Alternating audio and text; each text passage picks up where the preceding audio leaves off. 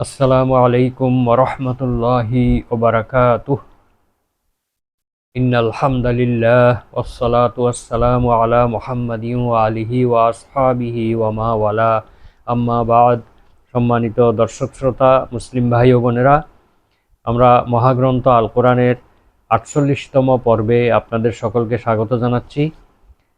আজকের পর্বে পবিত্র কোরআনের আয়াত সূরা বাকারার ৩৩ নম্বর আয়াতের সংক্ষিপ্ত তাফসির বর্ণনা করা হবে ইনশাআল্লাহ। আমরা শুরু করি। আউযু বিল্লাহি মিনাশ শাইতানির রাজীম। বিসমিল্লাহির রহমানির রহিম।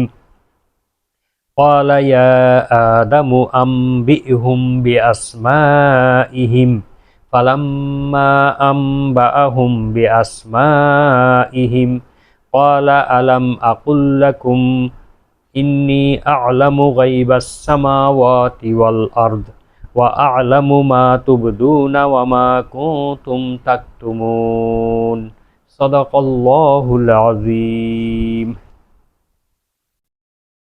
মহান আল্লাহ তাআলা ইরশাদ করেন যে আল্লাহ বললেন, হে আদম। ক্বালা মানে আল্লাহ বললেন, হে আদম। ইয়া আদম অর্থ হে আদম।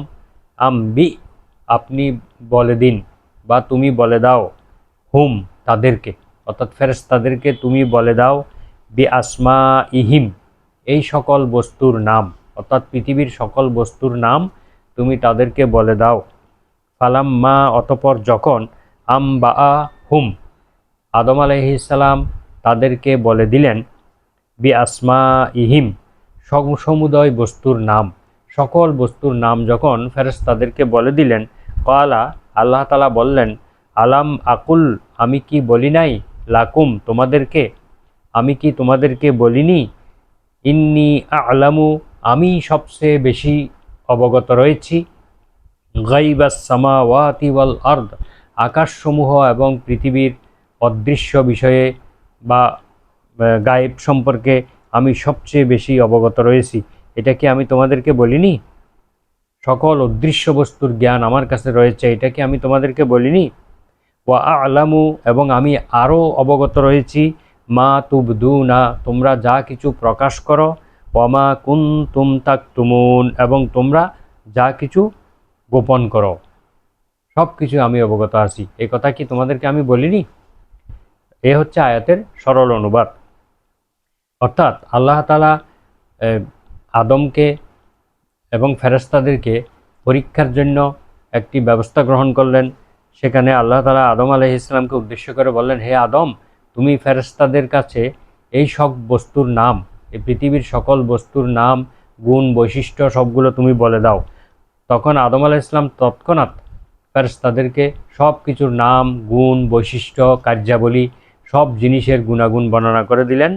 তখন আল্লাহ তাআলা বললেন যে ফেরেশতা এবং সকল উপস্থিত আদম আলাইহিস সালাম সহ সকলকে উদ্দেশ্য করে বললেন যে আমি কি তোমাদেরকে বলিনি যে আমি আকাশ এবং জমিনের সকল অদৃশ্য সংবাদ সম্পর্কে আমি সবচেয়ে বেশি অবগত রয়েছি, এবং আমি আরও কি বলি নাই তোমাদেরকে যে আমি তোমরা যা প্রকাশ করো, যা গোপন করো সব কিছু সম্পর্কে আমি সবচেয়ে বেশি অবগত রয়েছি। অর্থাৎ আল্লাহ তাআলা আকাশ এবং জমিনের সকল অদৃশ্য জ্ঞানের অধিকারী, এবং তিনি মানুষেরা যা প্রকাশ করে, যা গোপন করে অন্তরের গভীরে সব কিছুই আল্লাহ তাআলা জানেন। এই আয়াত দ্বারা এটাই বোঝানো হয়েছে। তাহলে এই আয়াতের সংক্ষিপ্ত ব্যাখ্যা আমরা এখন আলোচনা করব।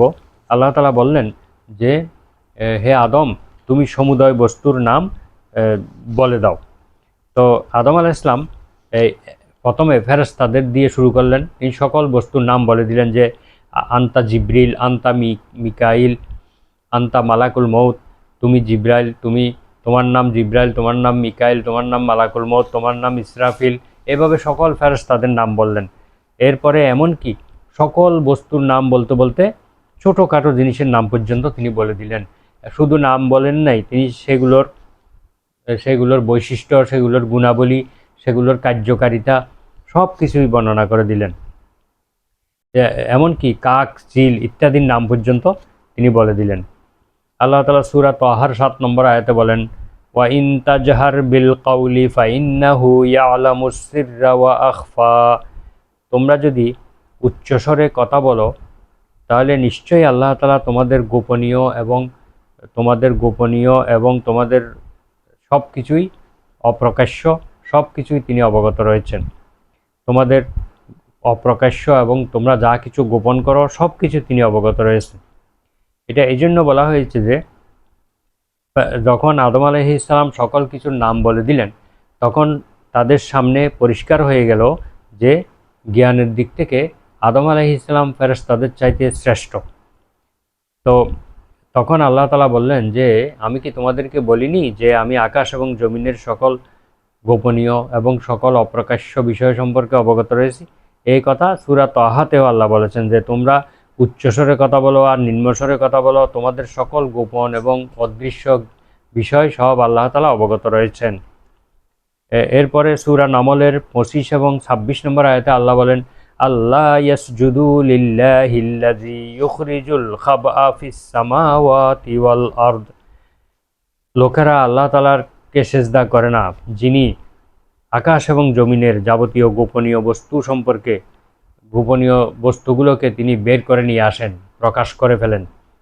ওয়া ইয়ালামু মা তুখফুনা ওয়া মা তু'লিনুন। আর তিনি অবগত রয়েছেন তোমরা যা কিছু গোপন করো এবং যা কিছু প্রকাশ করো সব কিছু তিনি অবগত রয়েছেন। আল্লাহু লা ইলাহা ইল্লা হুয়া রাব্বুল আরশিল আযীম।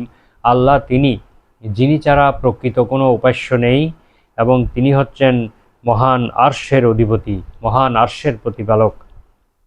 তাহলে এই আয়াতেও বোঝা যায় যে আমরা যা কিছু মনের গভীরে গোপন করে রাখি, যা কিছু আমরা বিশ্বাস পোষণ করি, সব কিছুই আল্লাহ জানেন এবং মুখ দিয়ে যা প্রকাশ করি এটা সত্য বলছি না মিথ্যা বলছি এটাও আল্লাহ ভালোভাবে জানেন। তো এখানে আল্লাহ তাআলা বলেছেন যে তোমাদের আকাশ এবং জমিনের গায়েব সব কিছু আল্লাহ তাআলা জানেন।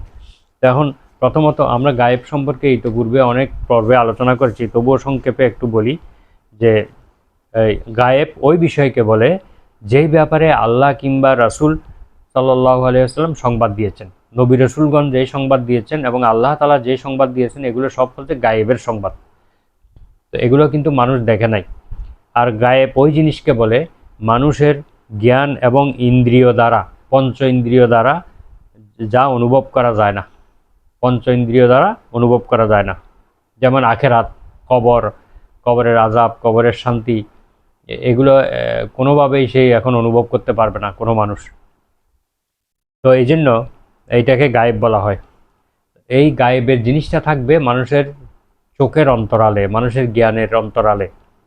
যেমন আল্লাহ তাআলার সত্তা, আল্লাহ তাআলার ওহী, জান্নাত, জাহান্নাম, ফেরেশতা বা মালাইকা, কবরের আযাব, কবরের শান্তি, পুনরুত্থান, এগুলো এমন জিনিস যেগুলো অদৃশ্য জগতে রয়েছে, এগুলো শুধু বিশ্বাস করতে হয়, আর এগুলো অস্বীকার করা কুফরি। আরও রয়েছে যেমন আল্লাহ তাআলার অস্তিত্ব, আল্লাহ তাআলার গুণাবলী, তকদির সম্পর্কিত বিষয়, মানুষের ভাগ্য বা ভালো মন্দ এগুলোর বিষয়, কিয়ামতের ঘটনাসমূহ, আল্লাহর কিতাবগুলো যে নাজিল হয়েছে এই বিষয়গুলি, পূর্ববর্তী নবী রাসূলদের বিভিন্ন ঘটনাবলী, তাদের মুজিজা, তাদের কার্যক্রম, এই সবগুলো হচ্ছে গায়েবের বিষয়। এগুলো কেউ জানতো না, মহান আল্লাহ এবং তার রাসূল এগুলো সংবাদ দিয়েছেন, তো এগুলোকে গায়েব বলে। তো এখন এই আল্লাহ তাআলা এই সমস্ত গায়েবের বিষয়গুলো তিনিই সংবাদ দেন এবং তিনিই সবচেয়ে বেশি জানেন। এবং আল্লাহ তাআলা এই গায়েবের বিষয়গুলো তার নবী রাসূলগণকে যতটুকু জানিয়েছেন তারা ততটুকুই জানেন। আর গায়েবের বিষয়গুলো যখন একবার প্রকাশিত হয়ে যায় তখন সেটা আর গায়েব থাকে না। তো এখন এই আল্লাহ তাআলা বললেন যে তোমরা যা কিছু গোপন করো এবং যা কিছু প্রকাশ করো তো সবই আল্লাহ জানেন। এখন কি প্রকাশ করলো আর কি গোপন করলো, এখানে প্রথমত ইবলিস তার অন্তরে অহংকার এবং গর্ব ইত্যাদি লুকায়িত রেখেছিল মনে মনে। আর ফেরেশতাদের শ্রেষ্ঠত্ব সম্পর্কে তাদের মনের গোপনীয় বিষয়গুলো ফেরেশতারা অন্তরের মধ্যে গোপন রেখেছিল। ফেরেশতারা মনে করেছিল যে আল্লাহ যাই সৃষ্টি করুক না কেন তা জ্ঞানের দিক থেকে, মর্যাদার দিক থেকে আমাদের থেকে শ্রেষ্ঠ হতে পারবে না, এটা তাদের মনের গভীরে লুকায়িত ছিল। তো আল্লাহ তাআলা এটাও প্রকাশ করে দিলেন এবং ইবলিস তার অন্তরে অহংকার এবং গর্ব লুকায়িত রেখেছিল। এটা তফসিরে তাবারিতে উল্লেখ রয়েছে। তো তারা এই কথা মনে করেছিলেন, পরে জানতে পারলেন যে জ্ঞান এবং মর্যাদার দিক থেকে আদম আলাইহিস ইসলামই সর্বশ্রেষ্ঠ। যেহেতু আদম আলাইহিস ইসলাম যখন সব কিছুর সংবাদ বলে দিলেন, যখন আল্লাহ তাআলা বললেন আম্বি হুম বি আসমাইহিম, তুমি বলে দাও তাদেরকে সব কিছুর নাম, এই কথা বলে আল্লাহ তাআলা আদমকে শিক্ষকের মর্যাদা দিয়েছেন। আর ফেরেশতাদেরকে বললেন আম্বিউনি বিআসমাই হাউলাই, তোমরা এই সকল বস্তুর নাম বলে দাও বলে ফেরেশতাদেরকে শিক্ষার্থীর মর্যাদা দিয়েছে। আদম আলাইহিস সালামকে শিক্ষকের মর্যাদা দিয়েছেন। তো তারা জানতে পারলেন যে যখন সব কিছুর নাম বলে দিলেন, গুণাবলী, বৈশিষ্ট্য, কার্যক্ষমতা সব কিছু যখন বলে দিলেন, তখন ফেরেশতাগণ বুঝতে পারলেন যে জ্ঞান এবং মর্যাদায় আদম আলাইহিস সালাম শ্রেষ্ঠ এবং তাদের উপর প্রাধান্য লাভ করেছেন। তো এখন ফেরেশতারা কি প্রকাশ করেছিল? তারা প্রকাশ করেছিল এটাই যে আল্লাহ যখন বললেন ইন্নী জাইলুন ফিল আরদি খলিফা, আমি পৃথিবীতে আমার একজন প্রতিনিধি সৃষ্টি করতে চাই, তখন ফেরেশতারা বললেন আতাজালু ফিহা মাইয়ুফসিদু ফিহা ওয়াসফিকুদ দিমা, আপনি কি এমন একটি মাখলুক সৃষ্টি করতে চান যারা পৃথিবীতে বিপর্যয় সৃষ্টি করবে এবং রক্তপাত ঘটাবে? এটাই হলো ফেরেশতাদের প্রকাশিত বিষয়। তারা এটা মুখ দিয়ে প্রকাশ করেছিলেন আর অন্তরে গোপন রেখেছিলেন যে জ্ঞান এবং মর্যাদায় কোনো সৃষ্টি আমাদেরকে ডিঙ্গিয়ে যেতে পারবে না, আমাদের উপর প্রাধান্য বিস্তার করতে পারবে না। তো আল্লাহ তাআলা সেটা প্রমাণ করে দিলেন। আদম আলাইহিস সালামের জ্ঞান এবং মর্যাদার মাধ্যমে এটা প্রমাণ করে দিলেন যে তাদের যে মনের মধ্যে গোপন রেখেছিল এটা সত্য নয়, এটা ঠিক নয়। আর আর ইবলিস যেটা প্রকাশ করেছিল সেটা হলো যখন তাকে আদমের শ্রেষ্ঠত্ব মেনে নেওয়ার জন্য সকলকে সিজদা করার নির্দেশ দিলেন, তখন ইবলিস সিজদা করল না। সে বলল যে আমি এইরকম নিকৃষ্ট মাটি থেকে তৈরি এই ব্যক্তিকে সিজদা করতে পারি না। খালাকতানি মিন নারিন ওয়া খালাকতানি মিন তিন, আপনি আমাকে সৃষ্টি করেছেন আগুন থেকে আর তাকে সৃষ্টি করেছেন মাটি থেকে। সুতরাং আগুন শ্রেষ্ঠ জিনিস কখনো নিকৃষ্ট জিনিসকে সিজদা করতে পারে না। এই জন্য সে অহংকার করলো। আবা ওয়াস্তাকবারা ওয়াকানা মিনাল কাফিরিন, আল্লাহ বললেন যে শয়তান বা ইবলিস সে অস্বীকার করলো এবং অহংকার করলো এবং সে কাফেরদের অন্তর্ভুক্ত হয়ে গেল। তো এখানে আসমা কুল্লাহা, সকল কিছুর নাম। আসমা অর্থ নামসমূহ বলতে আমরা এর পূর্বের পর্বেও আলোচনা করেছি, বিভিন্ন ব্যক্তিবর্গ, ফেরেশতাগণ, জিনিসপত্র সব কিছুর নাম, তাদের উপকারিতা, তাদের বৈশিষ্ট্য, তাদের কার্যক্ষমতা সব কিছু আল্লাহ তাআলা আদমকে শিক্ষা দিয়েছেন। কিভাবে দিয়েছেন? ইলহামের মাধ্যমে, অন্তরের মধ্যে ঢেলে দেওয়ার মাধ্যমে। ইলহাম অথবা ইলকা মানিও ঢেলে দেওয়া, ইলহাম মানিও অন্তরের মধ্যে জাগ্রত করে দেওয়া। এভাবে আল্লাহ শিক্ষা দিয়েছিলেন। আদমকে জিজ্ঞাসা করা হলে তাৎক্ষণিকভাবে সে সব কিছুর নাম এবং সব কিছুর গুণ, বৈশিষ্ট্য, কার্যকারিতা সব বলে দিয়েছিলেন, অথচ ফেরেশতাগণ বলতে পারেননি। এভাবে আদম সৃষ্টির রহস্য আল্লাহ তাআলা প্রথম ধাপে উদ্ঘাটন করলেন। দ্বিতীয়ত, দুনিয়ার নিয়ম নীতি পরিচালনার জন্য জ্ঞানের গুরুত্ব এবং জ্ঞানের উপকারিতা ও জ্ঞানের মর্যাদা এগুলো আদম আলাইহিস সালাম বর্ণনা করে দিলেন। যে দুনিয়ার খিলাফত প্রতিষ্ঠা করতে গেলে, আল্লাহ তাআলার প্রতিনিধি হতে হলে জ্ঞানের গুরুত্ব রয়েছে, উপকারিতা এবং মর্যাদা রয়েছে এবং এই বিষয়ে ব্যাপক দক্ষতা এবং যোগ্যতা থাকতে হবে। তখন ফেরেশতাদের নিকট আদম সৃষ্টির যৌক্তিকতা এবং গুরুত্ব আরও ভালোভাবে পরিষ্কার হয়ে গিয়েছে। প্রথমত সব কিছুর নাম বলে দিয়েছেন, এখানে তার জ্ঞানের মর্যাদা প্রকাশ পেয়েছে। পরবর্তীতে যখন খেলাফতের উপকারিতা, খেলাফতের জ্ঞানের গুরুত্ব, উপকারিতা এবং বৈশিষ্ট্য, মর্যাদা যখন আলোচনা করলেন আদম আলাইহিস সালাম, তখন তাদের কাছে ক্লিয়ার হয়ে গেল যে আদম সৃষ্টির যৌক্তিকতা এবং গুরুত্ব সম্পর্কে। তখন তারা তাদের জ্ঞান বুদ্ধি যে স্বল্প এটা স্বীকার করে নিলেন। সুবহানাকা লা ইলমা লানা, হে আল্লাহ, আমরা আপনার কাছে আপনার পবিত্রতা বর্ণনা করছি। আপনি আমাদেরকে যতটুকু জ্ঞান দিয়েছেন এর চাইতে বেশি জ্ঞান আমাদের নেই। এভাবে তারা নিজেদের স্বল্প জ্ঞানের কথা স্বীকার করে নিলেন, নিজেদের পরাজয় স্বীকার করে নিলেন। তাদের স্বীকৃতির দ্বারা আরও পরিষ্কার হয়ে গেল যে অদৃশ্য বিষয়ের জ্ঞানী একমাত্র আল্লাহ। তার বিশিষ্ট বান্দাদের কেবল ততটুকু জ্ঞান থাকে যতটা মহান আল্লাহ তাদেরকে দান করেছেন। নবী, রসুল, ফেরেশতা এবং আল্লাহর প্রিয় বান্দাগণ ততটুকুই জানে যতটুকু আল্লাহ তাদেরকে জ্ঞান দিয়েছেন। কেউ আল্লাহ তাআলার মতো জ্ঞানী নয়। আল্লাহ তাআলা যেমন আকাশ এবং জমিনের সকল গায়েব অদৃশ্য বিষয় জানেন, আর কেউ তার মতো জানেন না। আল্লাহ তাআলার সমকক্ষ এই ক্ষেত্রে কেউ হতে পারবে না।